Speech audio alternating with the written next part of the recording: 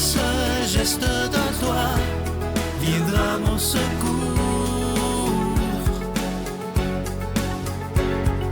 Viens semer dans mon âme le grain de l'amour. Je traverse un désert et je meurs de soif. Montre-moi le mystère qui garde la foi. Bon samedi 15 avril 2023. Bienvenue à votre émission La Victoire de l'amour. J'espère que vous allez bien chez vous. On rejoint tout de suite en ce samedi pour sa chronique notre ami Stéphane Roy et à l'homélie, ce sera le Père Gauthier.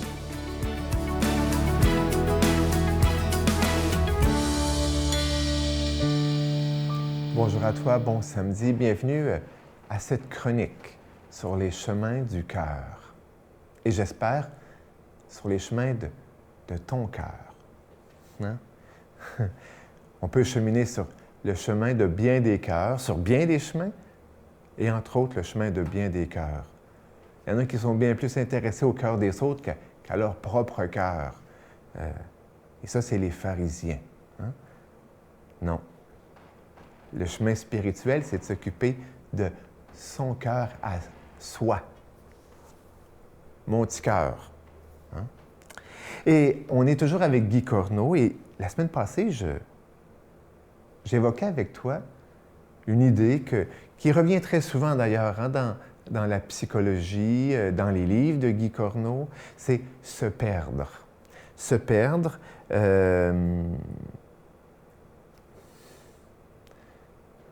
et très souvent, perdre ses repères au profit de la reconnaissance des autres. La semaine passée, je disais que Guy Corneau évoquait qu'au cours de notre vie, en général, ou d'une relation, ou d'un travail, d'un projet, on peut, à un moment donné, pouf, se perdre. J'étais comme ça, et puis tout d'un coup, mais comment ça se fait que je ne suis plus comme ça? Hein? Ou quelqu'un peut nous le dire, hein? Tu étais quelqu'un de joyeux, puis il me semble que depuis quelques mois, tu es éteint. Hein? Et ça, c'est psychologiquement, ça peut être parce qu'on perd ses repères. Et une des grandes raisons pour lesquelles parfois on perd nos repères, c'est la reconnaissance, le besoin de reconnaissance des autres, au profit de la reconnaissance des autres. C'est-à-dire que je suis comme ça, mais parce que telle personne, telle autre personne, telle communauté, ou telle famille, ou tel groupe, ou tel patron, telle idéologie me veut autrement, eh bien, je sacrifie. Et très souvent, ça ne se fait pas volontairement ou inconsciemment. Ça ne se fait pas consciemment. Mais ça se fait petit à petit. Et franchement, ça provoque beaucoup de souffrance. C'est une crise volcanique en germination, ça. En fin de compte, parce que qui l'on est, c'est une puissance en nous. Hein? C'est de la puissance. C'est de la puissance de vie. Hein? Je suis comme ça. Je veux être ça. Et si je l'étouffe, si non, eh bien, à un moment donné, ça c'est clair que ça va faire pouf! La perte de nos repères. Quels sont tes repères? À la semaine prochaine. Notre Père qui es aux cieux, que ton nom soit sanctifié, que ton règne vienne, que ta volonté soit faite sur la terre comme au ciel. Donne-nous aujourd'hui notre pain de ce jour. Pardonne-nous nos offenses, comme nous pardonnons aussi à ceux qui nous ont offensés. Et ne nous laisse pas entrer en tentation, mais délivre-nous du mal, car c'est à toi qu'appartiennent le règne, la puissance et la gloire pour les siècles des siècles. Amen. Grâce à lui, enfin, je suis heureux.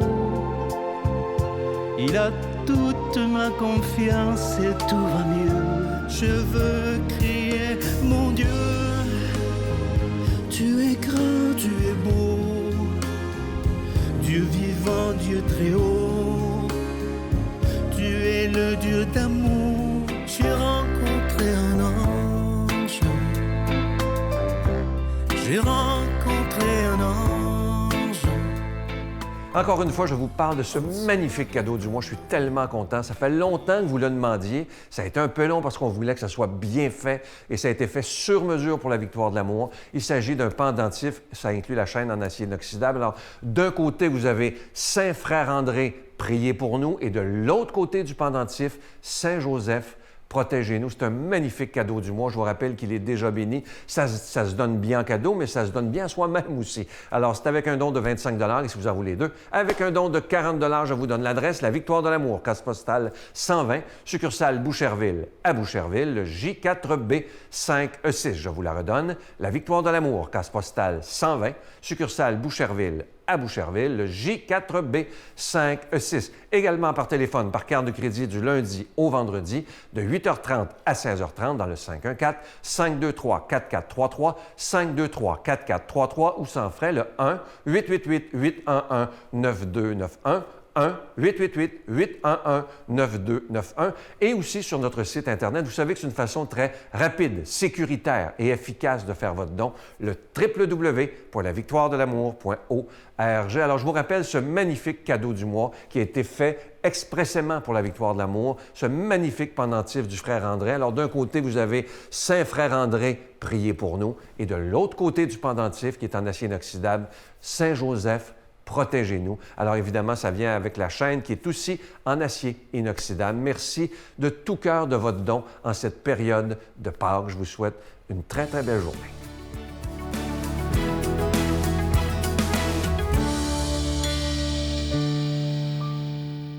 Mon Dieu, donnez-moi la sérénité d'accepter les choses que je ne peux changer, le courage de changer les choses que je peux et la sagesse d'en connaître la différence. Amen.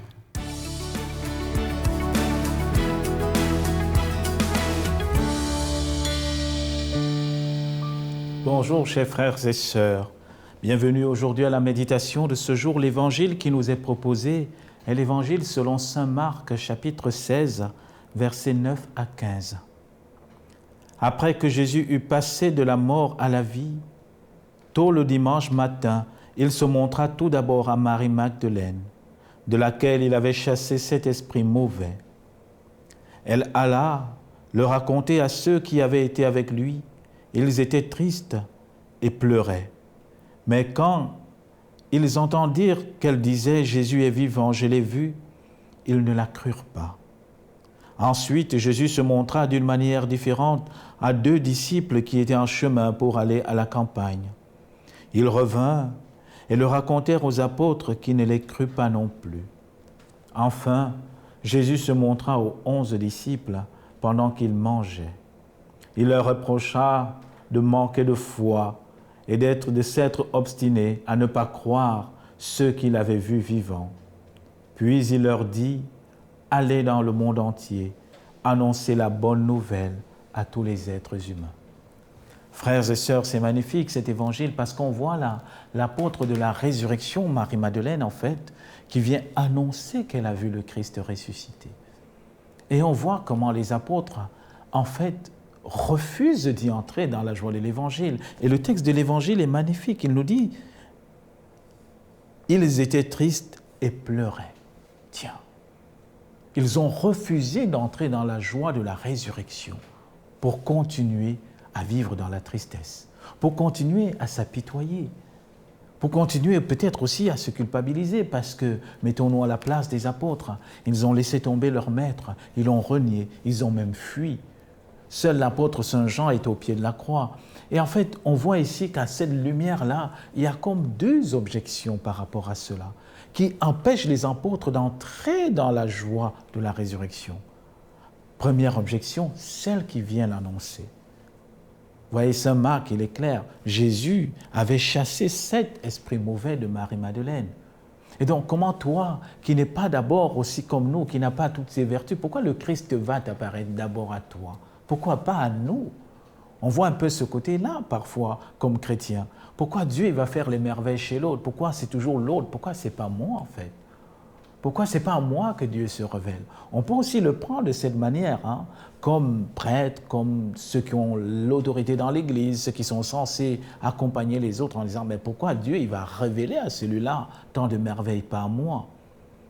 Et pourquoi Marie-Madeleine, celle qui ne fait que pleurer? Vous savez l'expression en français, hein, tu pleures comme une Madeleine. Et donc, comment Dieu va se révéler à une personne si fragile pour nous annoncer cette bonne nouvelle? Et c'est là le premier enseignement, frères et sœurs. La résurrection, le cœur même de la résurrection, ce sont les pauvres et les petits qui vont d'abord s'en rendre compte. Jésus le dit, hein, « Je te bénis, Père, de l'avoir caché aux sages et aux savants et de l'avoir révélé aux tout petits. » Et la résurrection ici vient nous faire comprendre que Dieu, il est maître dans nos faiblesses, dans nos erreurs.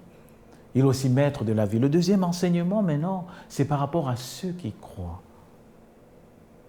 Ce n'est pas facile hein, de croire à la résurrection. Oui, nous voulons croire à la résurrection à la fin des temps, quand nous allons être ressuscités. Mais au fond, qu'est-ce que cela veut dire? Est-ce que Dieu va-t-il ressusciter notre être avec notre faiblesse, frères et sœurs?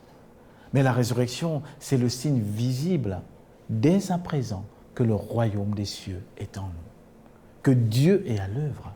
Et la résurrection à la fin des temps, ça sera le dévoilement ultime de ce que nous sommes déjà en train de vivre, dès à présent, si nous acceptons recevoir le Christ ressuscité dans notre vie.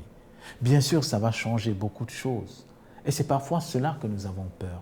Vous savez, vous comme moi, nous aimons rester à nous apitoyer, à nous culpabiliser, à nous frapper la poitrine, à reconnaître notre petitesse qui parfois se déguise dans une fausse humilité. Mais nous refusons de faire ce bond pour comprendre que Dieu nous a libérés de toute éternité. Nous refusons de croire que Dieu nous a pardonnés. Et c'est ça la résurrection. La résurrection, c'est d'oser croire dès à présent que je suis vivant avec Dieu pour l'éternité. Et si je crois en ça dès à présent, frères et sœurs, ma vie est changée. Je ne peux plus vivre une vie de chrétien ou de chrétienne au rabais. Non, je vais vivre comme un être victorieux parce que dès à présent, je suis ressuscité avec le Christ. Pas par ma propre force, mais par la grâce de Dieu. C'est ça le mystère de la résurrection. Alors, frères et sœurs, aujourd'hui, comme Marie-Madeleine, n'ayons pas peur d'aller annoncer à ceux qui nous entourent que Christ est ressuscité. Il est ressuscité pour nous, mais il est aussi ressuscité pour toi dans ta vie.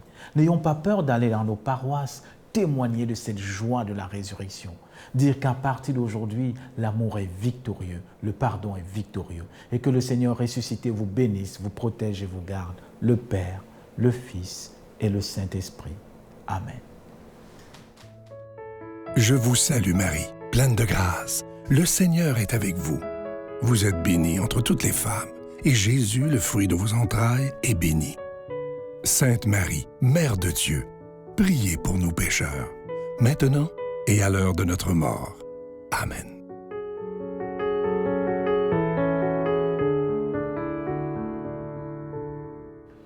Je vous laisse aujourd'hui avec un extrait du psaume 117-118 qui va très bien avec notre semaine de résurrection. « Rendez grâce au Seigneur, il est bon. Éternel est son amour. Ma force et mon chant, c'est le Seigneur. Il est pour moi le salut. » Nous sommes sauvés. Clameur de joie et de victoire sous la tente des justes, le bras du Seigneur se lève, le bras du Seigneur est fort. Non, je ne mourrai pas, je vivrai pour annoncer les merveilles du Seigneur. Bonne journée. L'Évangile, alors que c'est pas quétaine, qu'est-ce qu'il y a de plus puissant que l'amour qu'on peut accorder à l'autre et on est juste responsable de l'amour qu'on donne. Si tu m'aimes, car moi, je mourrai aussi. Nous aurons pour nous